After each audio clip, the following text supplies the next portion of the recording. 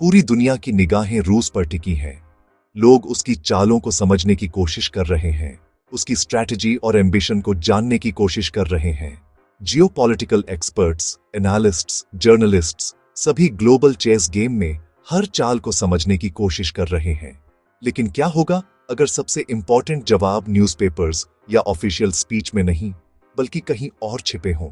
यह सिर्फ पास्ट के बारे में नहीं है, यह आने वाली दुनिया को समझने की एक चाबी है। डेस्टिनी के धागों को देखने के लिए आपको पता होना चाहिए कि कहां देखना है, और आपको वह मिल गया है। यह है इन्फिनिट आर्काइव।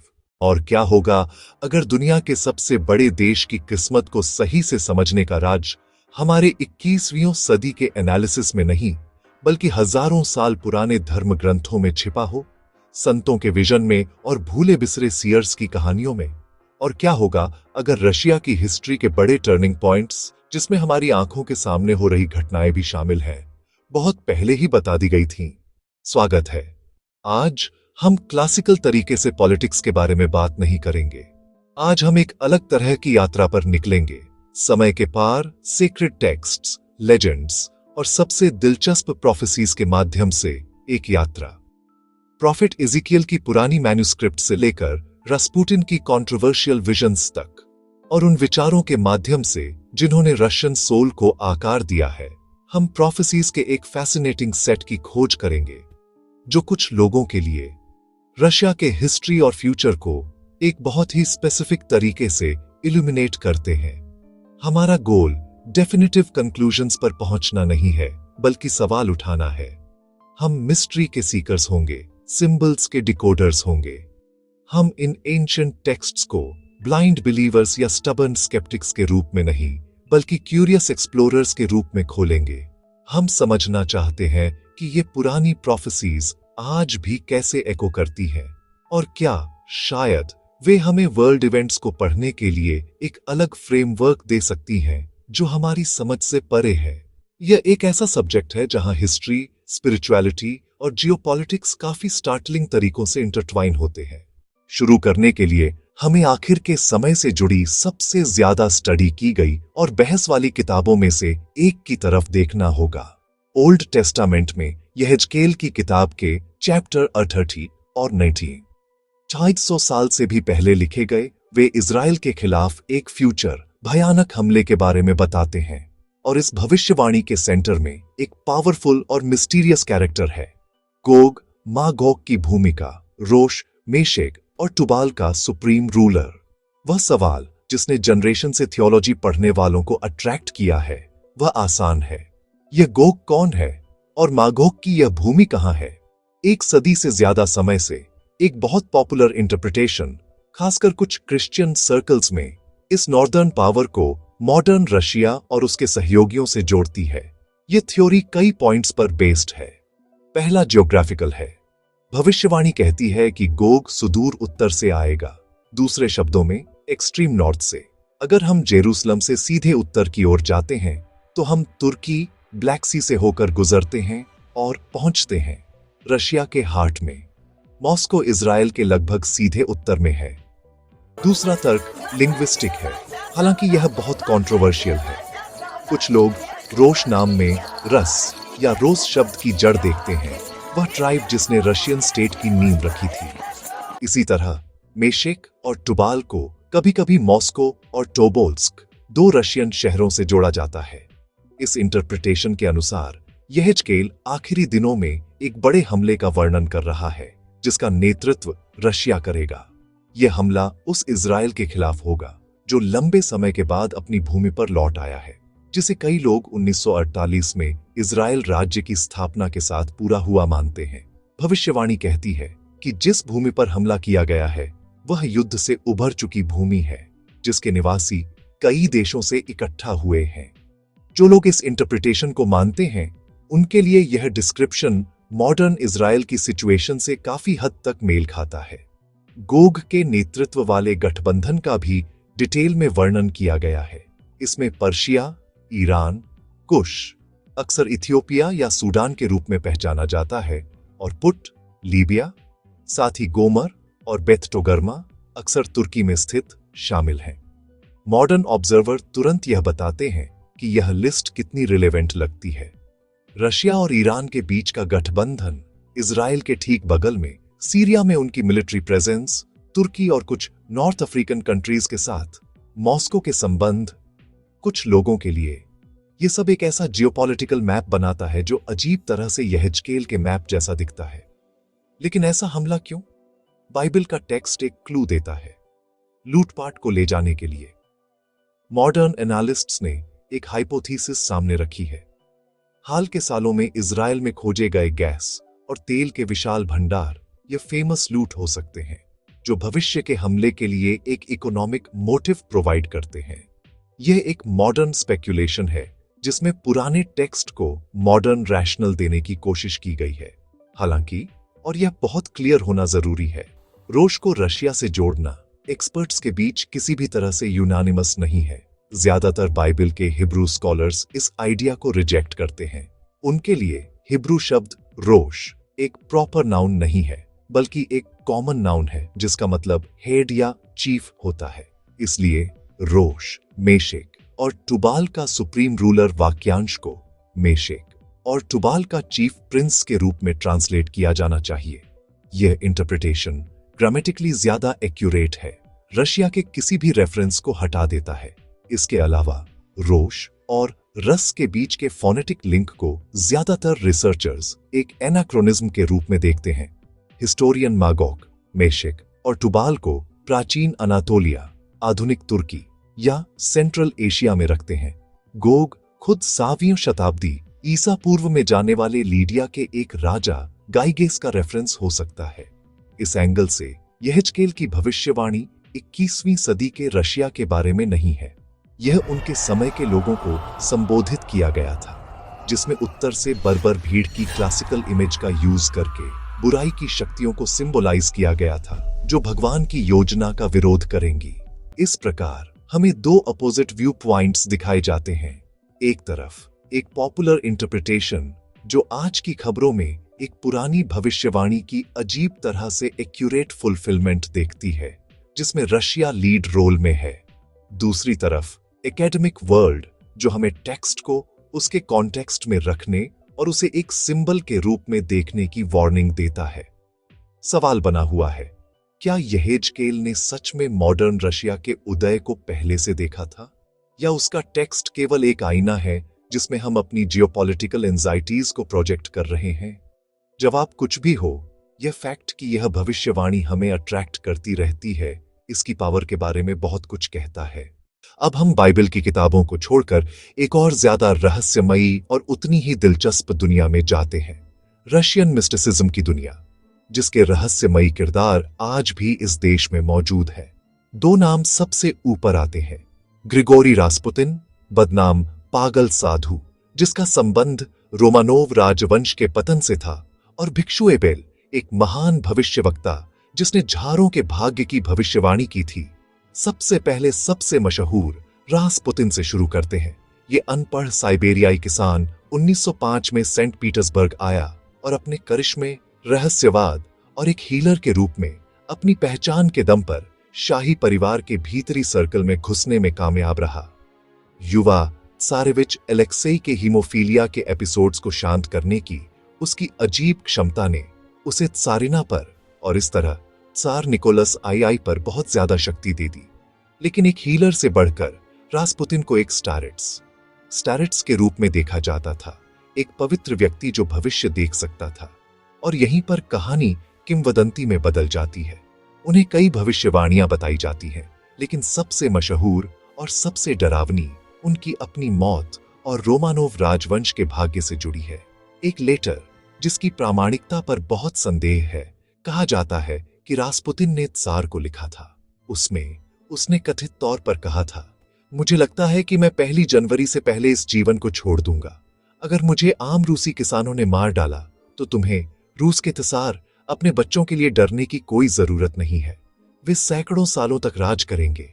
लेकिन अगर मुझे रईसों ने मार डाला तो जान लो कि तुम्हारे बच्चों में से कोई भी 2 साल से ज्यादा जीवित नहीं रहेगा।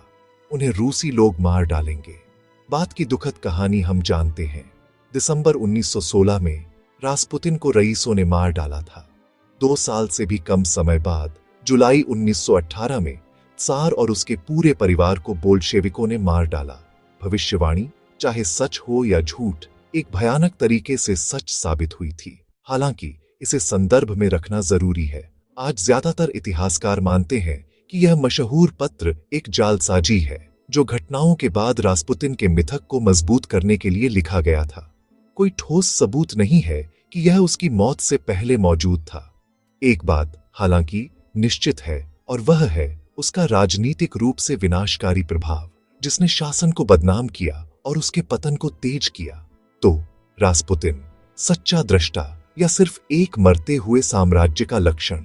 वह इस अस्पष्टता का प्रतीक है। वह शायद एक दूरदर्शी से कम और एक शाही परिवार के अंधविश्वासों और डरों का ज्यादा आईना था, जो अपने देश की वास्तविकता से पूरी तरह से अलग हो चुका था।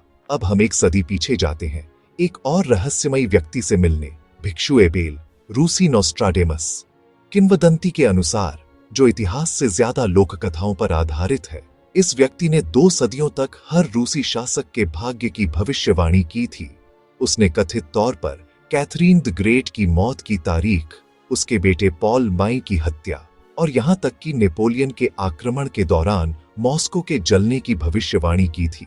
सबसे शानदार कहानी एक ऐसे टेक्स्ट की है जो उसने रोमानोव राजवंश के भविष्य पर लिखा था। सम्राट पॉल आई डरकर उस टेक्स्ट को एक ताबूत में सील करवा दिया और आदेश दिया कि इसे उसकी मौत के 100 साल बाद ही खोला जाए। किंवदंती है कि 11 मार्च 1901 को त्सार निकोलस आई और महारानी अलेक्जेंड्रा ने वह मशहूर ताबूत खोला था। कहा जाता है कि उसे पढ़ते ही वे पक्के पीले पड़ गए थे। पांडुलिपि में कथित तौर पर प्रथम विश्व युद्ध, क्रांति और उनकी अपनी मौतों का विस्तार से वर्णन किया गया था। अपना भाग्य जानकर निकोलस आई कथित तौर पर भाग्यवादी बन गया। उसे विश्वास हो गया कि वह रूस के लिए खुद को बलिदान करने के लिए ही बना था। यह एक अविश्वसनीय कहानी है, लेकिन एक बार फिर सावधानी जरूरी है। इस ताबूत या इस दृश्य के अस्तित्व का कोई ऐतिहासिक सबूत नहीं है। भिक्षु एबेल की कहानी एक सुंदर रचना लगती है, एक किंवदंती जो रूसी इतिहास के आघातों को एक भव्य, लगभग दिव्य अर्थ देने के लिए पैदा हुई थी। यह उस जरूरत का जवाब देती है कि सबसे बुरी आपदाएं इत्तेफाक से नहीं होती, बल्कि एक योजना का हिस्सा होती है। चाहे सच हो या झूठ, रास्पुतिन और एबेल की भविष्यवाणियां महत्वपूर्ण हैं। वे रूसी आत्मा के एक हिस्से को दर्शाती हैं, भाग्य के प्रति आकर्षण, पूर्व निर्धारण और एक हिंसक इतिहास के सामने आध्यात्मिक अर्थ की यह खोज। वे दिखाते हैं कि रूस में राजनीतिक शक्ति और आध्यात्मिक शक्ति के बीच की रेखा हमेशा धुंधली रही है। अब एक और तरह की भविष्यवाणी के बारे में बात करते हैं। यह किसी एक इंसान का सपना नहीं है, बल्कि एक ऐसा विचार है, एक ऐसा आइडियोलॉजिकल और रिलीजियस कॉन्सेप्ट है जो इतना पावरफुल है कि इसने पिछले 500 सालों से रूस के खुद को देखने के तरीके को शेप किया है। यह कॉन्सेप्ट है मॉस्को, तीसरा रोम। इसे समझने के लिए हमें 1453 में कॉन्स्टेंटिनोपल के पतन को देखना होगा। ऑर्थोडॉक्स दुनिया के लिए यह एक टेरिबल ब्लो था। कॉन्स्टेंटिनोपल दूसरा रोम था, रोमन एम्पायर का उत्तराधिकारी और ऑर्थोडॉक्स फेथ का केंद्र। इसके पतन से एक बहुत बड़ा खालीपन आ गया। सवाल डरावना था, अब ट्रू फेथ की रक्षा कौन करेगा? यहीं से तीसरे रोम का विचार पैदा हुआ। 16वीं सदी की शुरुआत में पिस्कॉव के एक रशियन मंक फिलोफे ने मॉस्को के ग्रैंड प्रिंस को लिखा। उनका फॉर्मूला फेमस हो गया, 2 रोम गिर चुके हैं, तीसरा मॉस्को खड़ा है और चौथा नहीं होगा। उनका आर्ग्यूमेंट, पहला रोम कैथोलिसिज्म की वजह से गिर गया, जिसे हेरेसी माना जाता था। दूसरा, कॉन्स्टेंटिनोपल कैथोलिक्स के साथ समझौता करने की सजा के तौर पर गिरा। इस तरह सिर्फ एक महान ऑर्थोडॉक्स पावर संप्रभु और शुद्ध रहा, मॉस्को। इस तरह रूस को एक होली मिशन विरासत में मिला। यह अब सिर्फ एक देश नहीं था, यह पृथ्वी पर ट्रू क्रिश्चियनिटी का आखिरी गढ़ बन गया, जिसे अंत तक ऑर्थोडॉक्स फेथ को प्रिजर्व करने की जिम्मेदारी सौंपी गई थी। इस विचार को पावरफुल सिंबल से और मजबूत किया गया। मॉस्को के शासक आइवन थर्ड ने आखिरी बिजेंटाइन एम्परर की भतीजी से शादी की। रशियन त्सार्स ने बिजेंटियम के डबल हेडेड ईगल को अपनाया और त्सार की उपाधि ली, जो सीजर से ली गई थी। यह समझना जरूरी है कि मॉस्को तीसरा रोम कोई प्रोफेसी नहीं है, यह एक सेल्फ फुलफिलिंग प्रोफेसी है। यह एक ऐसा विचार है जिसके बहुत बड़े कॉन्सिक्वेंसेस हुए हैं। डोमेस्टिकली इसने त्सार की एब्सोल्यूट पावर को जस्टिफाई करने का काम किया। शासक कोई ऑर्डिनरी किंग नहीं था, वह गॉड का चुना हुआ था, फेथ का प्रोटेक्टर था। उसका विरोध करना लगभग ब्लास्फेमी था। और फॉरेन रिलेशंस में इस डॉक्ट्रिन ने रशियन पॉलिसी को एक मिशन, एक मेसियनिज्म का एहसास दिया। इसी ने इस विचार को पोषित किया कि रूस का कर्तव्य अन्य स्लाव्स और ऑर्थोडॉक्स लोगों की रक्षा करना है। यहां तक कि सोवियत यूनियन, जो ऑफिशियली एथिस्टिक था, उसने भी मेसियनिज्म का एक रूप बनाए रखा। ऑर्थोडॉक्स फेथ को कम्युनिस्ट आइडियोलॉजी से बदल दिया, लेकिन इस विचार को बरकरार रखा कि मॉस्को एक ऐसे प्रोजेक्ट का केंद्र था जिसका मकसद दुनिया को बदलना था। और आज कई एनालिस्ट्स इस पुराने विचार को फिर से उभरते हुए देखते हैं। जब रशियन लीडर्स एक रशियन वे की बात करते हैं, डिकेडेंट वेस्ट के खिलाफ ट्रेडिशनल वैल्यूज की रक्षा करने की बात करते हैं, या रशियन स्पीकिंग पॉपुलेशंस की रक्षा के लिए अपने एक्शंस को जस्टिफाई करते हैं, तो वे जाने अनजाने में तीसरे रोम के इस प्राचीन विचार पर ही आधारित होते हैं। यह आइडियोलॉजिकल प्रोफेसी हमें दिखाता है कि रूस को समझने के लिए केवल उसके इकोनॉमिक या स्ट्रेटेजिक इंटरेस्ट्स को देखना काफी नहीं है। इस गहरे विश्वास को भी समझना होगा कि यह एक डिस्टिंक्ट सिविलाइजेशन है, एक ऐसा जिसका एक हिस्टोरिकल और स्पिरिचुअल मिशन है जो अक्सर इसे बाकी दुनिया के ऑपोजिशन में खड़ा करता है। यह एक तरह का सॉफ्टवेयर है जो रशियन पॉलिटिक्स के बैकग्राउंड में चलता है। तो बाइबल टेक्स्ट से लेकर जार के महलों तक की इस जर्नी के बाद हम क्या नतीजा निकालते हैं? क्या ये प्रोफेसीज, ये लेजेंड्स सभी हमें एक ही कंक्लूजन पर ले जाती हैं? क्या रशिया पहले से तय डेस्टिनी को फॉलो कर रहा है? क्लियरली ये इतना सिंपल नहीं है। ये इन्वेस्टिगेशन शायद हमें रूस का फ्यूचर नहीं दिखाती, बल्कि ये दिखाती है कि प्रोफेसीज कैसे काम करती हैं। वे आईने की तरह होती हैं, ऐसे आईने जिनमें एक देश अपने डर, अपनी उम्मीदें और अपनी पहचान की तलाश को प्रोजेक्ट करता है। हमने इज़ीकियल की प्रोफेसी देखी और कैसे एक पॉपुलर इंटरप्रिटेशन मॉडर्न रशिया की एक डिस्टर्बिंग पोर्ट्रेट देखती है, भले ही एक्सपर्ट्स बहुत कॉशियस हों। हमने रस्पुटिन और मंक एबल की लेजेंड्स को एक्सप्लोर किया, जो हमें फेट के प्रति इस रशियन अट्रैक्शन को दिखाती है, भले ही उनके विजन्स की हिस्टोरिसिटी डाउटफुल हो। और हमने मॉस्को द थर्ड रोमा के आइडिया को एनालाइज किया, जो एक प्रोफेसी नहीं बल्कि एक आइडियोलॉजी है जिसने रूस के सेल्फ व्यू को आकार दिया है और आज भी उसे इन्फ्लुएंस कर रही है। शायद असली सवाल यह नहीं है कि क्या ये प्रोफेसीज ट्रू हैं, बल्कि यह है, ये हमें फैसिनेट क्यों करती रहती है? एक कॉम्प्लेक्स वर्ल्ड के सामने एंशिएंट टेक्स्ट्स में जवाब ढूंढने की यह जरूरत क्यों है? क्या हम उनकी फुलफिलमेंट देख रहे हैं, या हम बस ऐसे पैटर्न्स देख रहे हैं जो रिपीट होते हैं? एम्पायर्स, फेथ और पावर के बीच का इटर्नल स्ट्रगल। शायद इन प्रोफेसीज की ट्रू फुलफिलमेंट कोई फ्यूचर बैटल नहीं है, बल्कि जिस तरह से वे दुनिया की सबसे बड़ी पावर्स में से एक की थिंकिंग और डिसीजंस को इन्फ्लुएंस करती रहती हैं, वह है। हिस्ट्री शायद पहले से लिखी हुई नहीं होती, लेकिन यह पास्ट प्रोफेसीज की स्पिरिट से क्लियरली हॉन्टेड है। पर यह खोज यहीं खत्म नहीं होती। सब्जेक्ट बहुत बड़ा है, यहीं पर आपकी जरूरत है। रूस के बारे में आप और कौन सी भविष्यवाणियां जानते हैं? क्या आपको करंट इवेंट्स के साथ कोई और कनेक्शन दिखते हैं? अपने विचार और इंटरप्रिटेशन कमेंट्स में शेयर करें। आगे बढ़ने का सबसे अच्छा तरीका बातचीत ही है। अगर आपको इस तरह की इन्वेस्टिगेशन पसंद है, जो हिस्ट्री, स्पिरिचुअलिटी और जियोपॉलिटिक्स को एक साथ जोड़ती है, तो हमें सपोर्ट करने का सबसे अच्छा तरीका है कि आप सब्सक्राइब करें और नोटिफिकेशन ऑन करें, ताकि आप कुछ भी मिस न करें। और हाँ, अगर आपको लगता है कि यह वीडियो किसी के काम आ सकता है, तो बेझिझक इसे शेयर करें। रशियन प्रोफेसीज के इस सफर में हमारे साथ जुड़ने के लिए थैंक यू। क्यूरियस रहें, क्रिटिकल रहें और एक नई डिस्कवरी के लिए जल्द ही मिलते हैं।